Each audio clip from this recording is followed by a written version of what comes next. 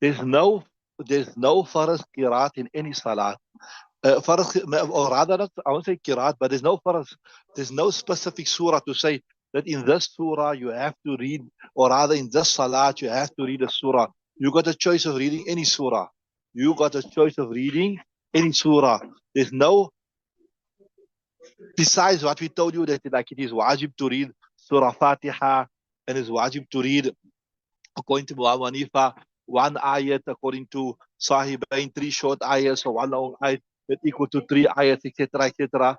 That not, they're not speaking about that. They're saying like that you, like, for example, you have to read in Maghrib namaz, Qul huwallahu ahad mu'awwazatayn. You have to read in Zohr namaz, was-sama'i wa-tariq, etc., etc. There's nothing specific.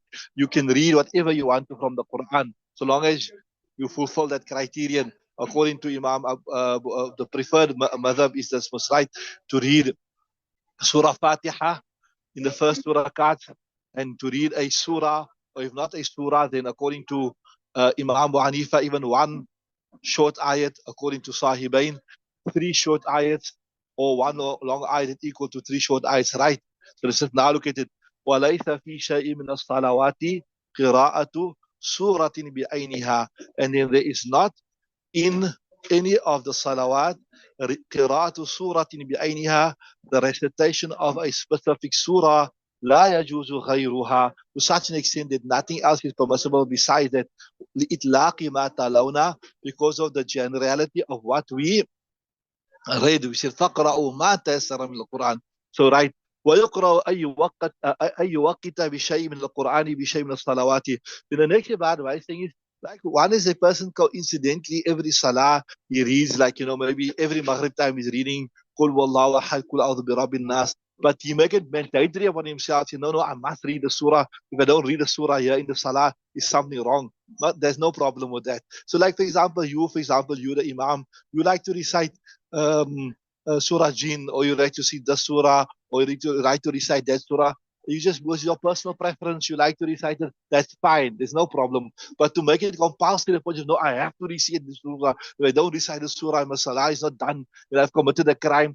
That's not right. That's what he's saying. وَيُكْرَهُ, it is makruh, أَيُّوَقِّتَ, that he fixes بِشَيْءٍ مِنَ الْقُرْآنِ, something to the Quran, any part of the Quran, بِشَيْءٍ مِنَ الصَّلَوَاتِ, in any of the salawat, right?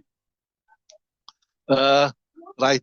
لما فيه من هجرة لما فيه من هجر الباقي وإيهام التفضيل. Why you cannot fix? Because if you're going to make it mandatory upon yourself that every day I'm going to recite the surah, every day I'm going to recite the surah, what's going to happen?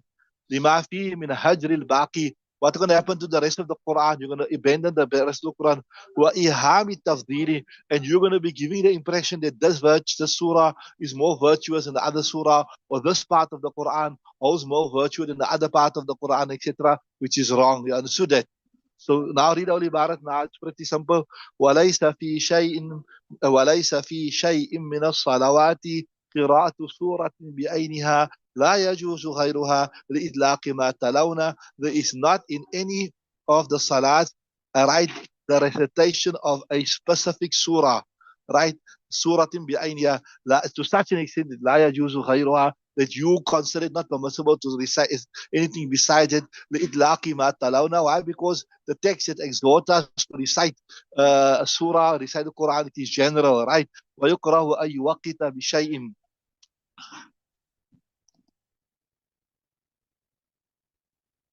right? وَيُكْرَهُ, and it's makruh أَن يُوَقِّتَ, that he fix something of the Quran, right? Min al-salawati, I told you, I'm only going to read this. I'm not going to read anything else. I told you the reason, right? لِمَا فِيهِ مِنْ حَجْرِ الْبَاقِي, because you'll be abandoning the rest of the Quran. وَإِيهَامِ التَّفْضِيلِ, and you're giving the impression that some of the Quran is more virtuous than the other, right? Carry on reading, inshallah, the next sabak, the next lesson.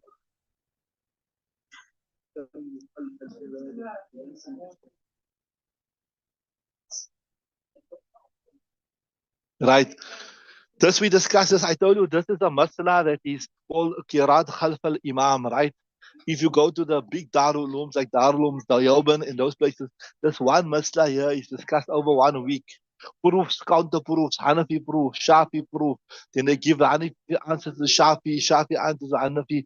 Inshallah, also next year you'll do, inshallah, when you do Tirmidhi Sharif, then Tirmidhi Sharif got a lot of fiqh in it, right?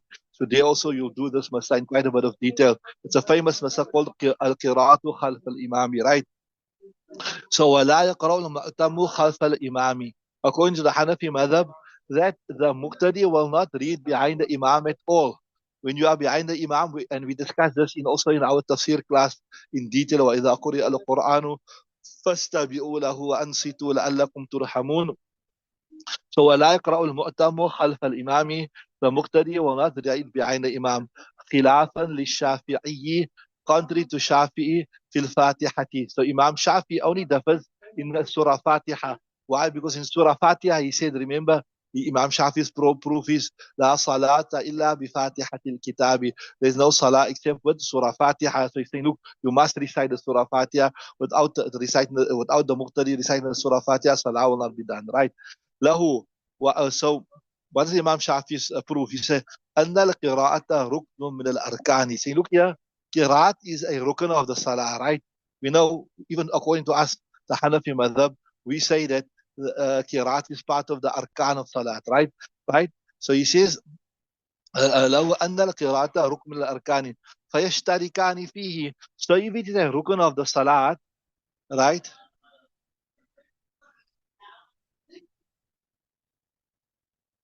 So here, question here is, can you break up a surah like you recite, the interesting question, you recite a long surah and you break it up different. One, as I told you, I discussed this with you before. What is the Masnoon Qiraat? We told you from Tiwali Mufassal, Qisari Mufassal, Awsati Mufassal, and Qisari Mufassal. Tiwali Mufassal from Surah Hujurat al-Buruj, from Buruj to Surah Bayna. That's Tiwali Mufassal. And Qisari Mufassal is from what? Is from Bayna till the end, right? That is the Masnoon Qiraats, right? That's a separate issue. Now, another interesting thing here, since I don't know how to discuss this with you, but since somebody's brought it up here, what I'm asking you here now is, if you take a long surah and you break it up, when we were in Darul Azadval, Mulana Fadhur Rahman, now Mulana Fadhur Rahman, he also has some what you call tafarrudat. Tafarrudat means he has some maslas that is not like in keeping with the mass of the other ulama. He was totally against this here. He was totally against breaking the surah up. Like, even if you follow the sunnah qiraat, like, you read 40 verses here in the first rakat, and you read 40 verses in the second rakat. So you take one surah and you break it up and you split it up. He say this is not proven from the sunnah. He say you choose from what he said. I gave you what is the masnoon qiraat, right? What I told you what's the Muslim Qiraat. You choose, if you want to read a long surah from that one, you read a long surah from that one. If you want to read a short surah from that one, you read a short surah from that. But don't break it, don't split it up like how we do, we all do. Some say, Aqimis salata liduluqi shamsi ila khasaqi layli. Or we say, the Imam say, Lillahi ma fi samawati wa ma fi al-ardi in tubtu ma fi anfusikum aw tukhfu yuhasibkum bihillah. We do this all the time. But he was totally against this, and he got some proof of his. I can check for it and find it and try to share it with you. But anyway, most of our ulama don't agree with him to say that. Well, it's not a question of haram, halal. It's just a question of afdaliyat. So he says it's not proven from the sunnah that Nabi Sallallahu Alaihi Wasallam like read a piece from here, read a piece from there, or read a piece from there. So I'm just giving you his opinion now, but I can't remember the proofs offhand. This is now from so many years ago. But I think he's got his proofs. And the other ulama that say you can do it, they've got their proofs also. Maybe one day if I find the proofs, I will discuss it again with you. So to answer the question in brief, or the question I asked, can you do? Yes, according to all our ulama, most of our ulama, you can do that. You're gonna maybe read 4 rakats, tahajjud namaz, whatever. You split up Surah Yasin over the 4 rakats. You can do that. That's according to our ulama. But as I said, Fadhur Rahman, our Sheikh al Hadith from Darul, that was the Sheikh al Hadith of Darul Azhar, he was against that. He said either choose a long surah from the Masnoon Qiraat or choose a short surah. Don't break it up. Don't take portion there, right? But I told you most of our ulama, they don't agree with that, right? So anyway, what Imam Shafi is saying, he's saying, look here, that Qiraat is a rukn of Salah. Qiraat is a rukn of salah. And so if it's a rukn, that means everybody must be part of the, must have a share of the rukn. The muqtadi must have a share, and the imam must have a share of the. So that means the muqtadi and the muqtadi and the, what you call it, and the imam both must recite. You understand what I'm saying? So see, that's what he's saying. Lahu, he said, anna al-qira'ata ruknun min al-arkani. That for, according to Imam Shafi, that qira'at ruknun min al-arkani. It is a rukn, it's a farz from amongst the farais salah. So like how he's saying, look here, you know, we know that ruku is faraz. Well, you say no, if the imam makes ruku, then muqtadi don't have to make ruku. Well, you do that. You won't do that. You say no, if the imam make ruku, also the muqtadi must make ruku. So this is Imam Shafi's reasoning that if qiraat is faraz in salah, or qiraat is wajib, whatever, when the imam makes, then the muqtadi must also make. The muqtadi must also make, right? So rukn min al-arkani fayashtarikani fi. So our answer is, ولنا قوله عليه السلام, we have a clear hadith, من كان له إمام فقراءة الإمام له قراءة. We say, look here, the hadith is quite clear and emphatic that whoever has an imam, then the qiraat of the imam will suffice as his qiraat. So that means he, even though we agree it's a rukn, etc., but we're saying, look here, that responsibility will be fulfilled on behalf of the imam, right?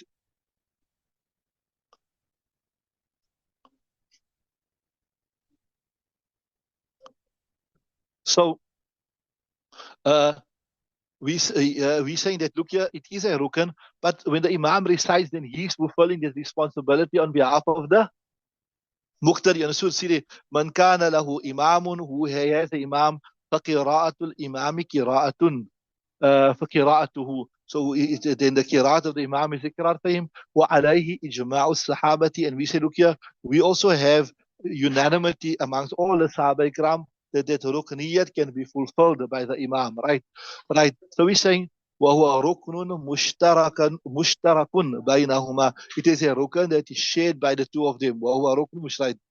لكن حظ, so I say rukn that will be executed and discharged by both of them, right? Right? But each one has his own role. Like how I told you, you got the train and you got the engine that is pulling the carriages.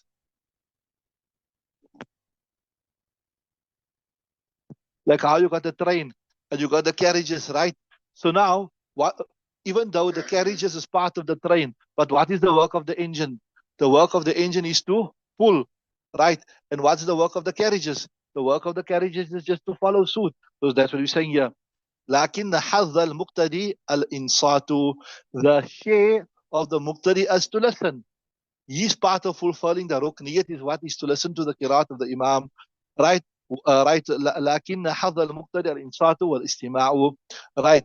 قال عليه السلام, and the Prophet said, right, وإذا قرأ فأنصتوا. When the imam recites فأنصتوا, then you remain silent, right? ويستحسن على سبيل الاحتياط فيما يرى محمد ويقرأ عندهما لما فيه من الوعيد. So there is a riwayat of Imam Muhammad. Imam Muhammad says, in light of all the hadith of the Quran that exists, that you must recite Surah Fatiha, maybe it's a good idea to refer the Muqtadi to recite Surah Fatiha. They say, وَيُسْتَحْسَنُ, it is good, على سبيل الاحتياط, just to be on the side of caution, فيما يروى, in that which has been narrated, an Muhammadin sallallahu alayhi wasallam, from Imam Muhammad sallallahu alayhi wasallam.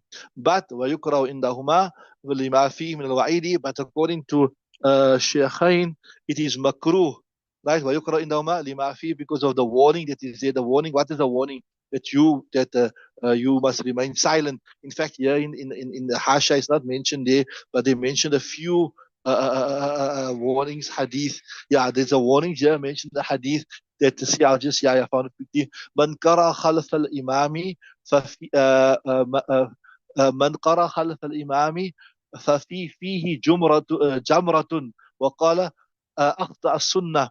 And that person who recites behind the imam, and as though he's got a coal of fire in his mouth, and he has gone against the sunnah. And in another riwayat, it says that as Umar radiallahu ta'ala said, as Umar radiallahu said, في فم الذي يقرأ خلف الإمام حجر أو غير ذلك, that I wish that there's a stone a rock in the mouth of the person who wants to read behind the Imam. So we don't accept Imam Muhammad's call. We say that look here, there's so severe warnings.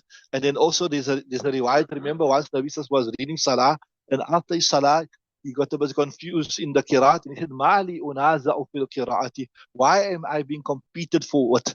That the duty of the Imam is to recite, and the duty of you people is to listen. So why are you people competing with me in the recitation? So that is why we say, in light of these hadith, it says that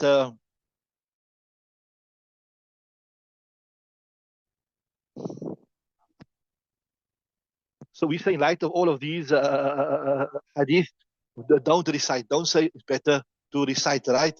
So وَيَسْتَمِعُ, he will listen, وَيُنصِتُ, and he will remain silent. وَإِنْ قَرَأَ الْإِمَامُ آيَةَ التَّرْغِيبِ وَالتَّرْهِيبِ, even if the Imam recites a verse of targhib, encouragement, or tarhib, or a verse of warning, still you must remain silent. لأن الاستماع والإنصات فرض بالنفس, because listening and remaining silent, fardun, it is compulsory by the text. The text is quite clear and emphatic, right?